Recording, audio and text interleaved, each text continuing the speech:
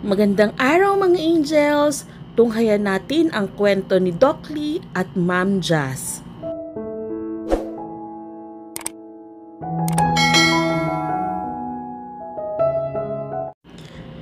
Mabilis ang mga hakbang ni Jasmine. Gusto niyang makalayo sa lugar. Pakiramdam niya ay gumuho ang kanyang mundo sa nangyari. Bakit siya pa?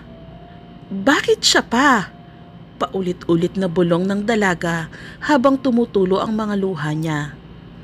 Hindi niya akalain na magkukrus pa ang kanilang landas.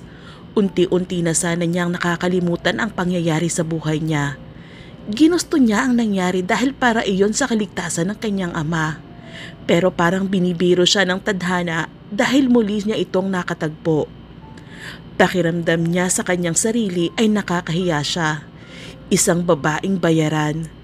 Pero hanggang doon na lamang iyon at hindi na mauulit muli. Bakit ama pa siya ni Samantha? Napamahal na sa kanya ang bata at masaya siyang tinuturuan ito. I'm sorry, Sam, bulong niya sa sarili. Hindi na niya muling babalik pa para mag-tutor kay Sam. Pinunasan ni Jasmine ang mga luha nang malapit na siya sa guardhouse ng village. Baka matanong siya kung bakit siya umiiyak.